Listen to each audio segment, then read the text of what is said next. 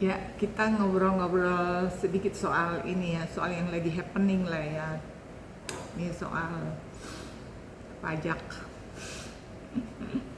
Jadi gara-gara kasus anaknya orang pajak yang bikin masalah, jadi merembet kemana-mana deh ya gitu. Tapi ya memang begitulah, eh, sebuah kejadian itu biasanya apa ya, seperti apa, alam-alam itu, semesta itu mendesainnya gimana ya, untuk membongkar kasus-kasus besar gitu kan, kadang-kadang dengan masalah-masalah sepele gitu.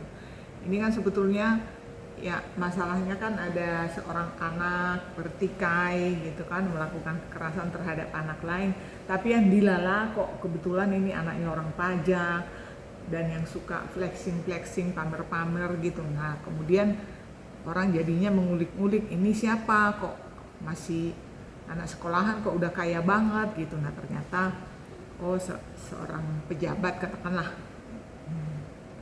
Ya udah kebongkarlah semua, dan dampaknya kemana-mana ya, gak hanya dia tapi juga orang-orang lain gitu.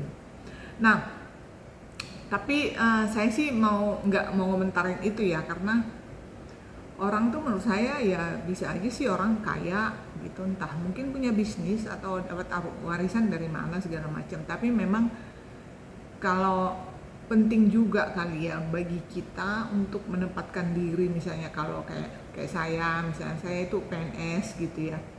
Semua orang tahu gaji PNS itu berapa, ya kan? Golongan tertinggi itu gaji pokok PNS itu berapa sih? Itu golongan 4E itu kayaknya gaji tertingginya itu cuma 5 jutaan kok gitu ya, kalau berdasarkan golongan gitu. Nah yang bikin tapi kenapa kok ada PNS tajir gitu, ada seperti kalau di kita kan di negara ini katanya sih ya, dan sepertinya sih iya, PNS paling tajir itu memang yang kerja di pajak, di bagian pajak lah gitu. Dia bisa mencapai sampai 117, itu gaji resminya gitu kan. Kok bisa gitu. Nah kalau gaji PNS itu sih setahu saya gaji ininya sih standarnya sama ya, misalnya kalau di golongan 1 sesuai dengan masa kerja, sesuai dengan pangkat dan jabatan itu sama. Yang beda itu tunjangannya gitu. Nah tunjangan jabatan ini memang yang miris juga di negara ini gitu. Jadi artinya kesejahteraan PNS itu di Indonesia itu sangat tergantung kepada di kementerian mana dia bekerja.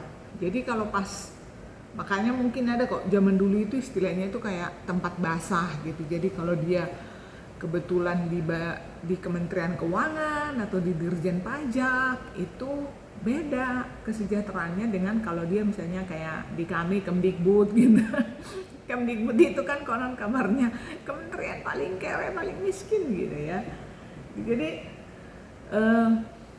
Jadi itu tadi kesejahteraannya sangat tergantung kepada kementerian mana dia.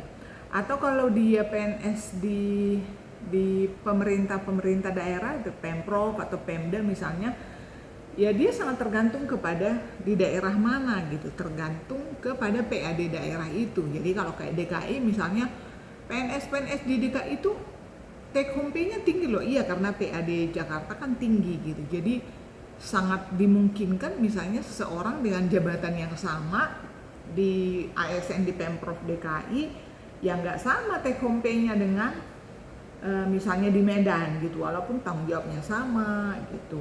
Jadi itu memang. Nah tapi kembali ke soal itu tadi ya, kan jadi dampaknya juga orang jadi hopeless ya, jadi kayak malas bayar pajak gitu. Nah menurut aku sih nggak pas juga, nggak gitu juga konsepnya gitu. Jadi ini memang ada masalah nih dan nggak semua juga dong ya kan.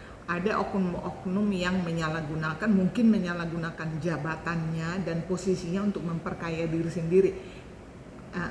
Asumsinya seperti itu ya. Kenapa disebut memperkaya? Mungkin karena tidak logik. Dia apa sih jabatannya di Dirjen Pajak, apa sih ini? gajinya berapa, kok bisa hartanya sekian padahal nggak punya usaha. Nah itu yang bikin nggak logik kan gitu. Jadi orang bercuriga bahwa jangan-jangan ini dari hasil begini gitu kan.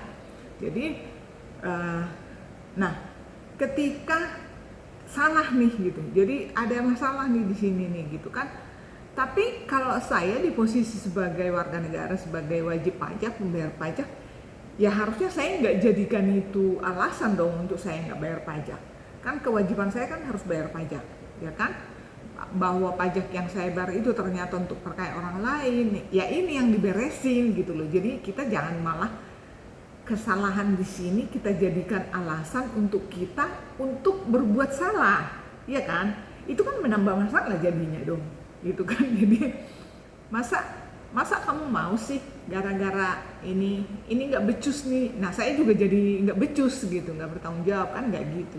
Jadi saya apalagi untuk artis-artis, influencer yang ada tuh udah ngapain bayar pajak, nggak guna, ya nggak gitu dong gitu. Anda kan bayar pajak itu kewajiban Anda gitu loh. Bahwa ada yang orang pajak misalnya yang menyalahgunakan itu, ya itu yang harus diberesin gitu loh, bukan jadi kitanya yang ikut-ikutan jadi nggak bayar pajak gitu. Jadi saya pikir kalau pendapat saya sih begitu gitu. Nah, ya kebetulan saya itu PNS sih, jadi nggak ada yang istilah saya harus setor pajak, itu nggak, karena semua penghasilan PNS itu begitu diterimakan itu udah otomatis dipotong pajak gitu. Jadi kalau ngisi SPT itu hanya ngisi angka-angka aja, selalu nihil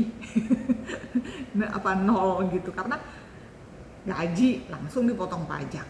Kemudian misalnya nih kita menerima, katakanlah sebagai narasumber atau ada kegiatan di mana-mana, itu semua udah langsung dipotong pajak. Jadi kita nggak buat saya sih lebih nyaman seperti itu. Jadi tetaplah membayar pajak, dan ya kita percaya pemerintah akan mengelolanya dengan baik lah gitu. Bahwa ada oknum-oknum yang nggak beres gitu, ya begitulah gitu. Nah itu yang harus diberesin, itu yang harus kita tekan, kita push, dikawal terus supaya orang-orang kayak gini diberikan sanksi gitu kan, gitu loh. Tetap bayar pajak ya.